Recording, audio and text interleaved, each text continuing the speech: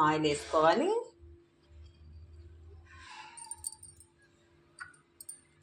ఒక table spoon ఆవాలు, మినపప్పు, శనగపప్పు వేసుకోవాలి.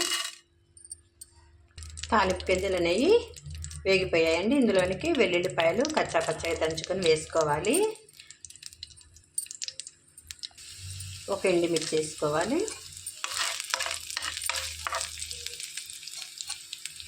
కొద్దిగా కరివేపాకు చిటపటలాడేదాకా ఉంచుకొని ఇప్పుడు స్టవ్ ఆఫ్ చేసేసుకోవాలండి. ఈ మిక్సీ పట్టుకున్న పచ్చడిని ఇందులోకి వేసేసుకోవాలి. తాలింపులోనికి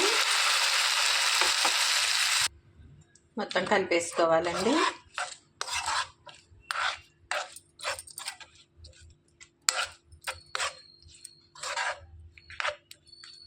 సర్వింగ్ బౌల్లోకి తీసేసుకోవాలి.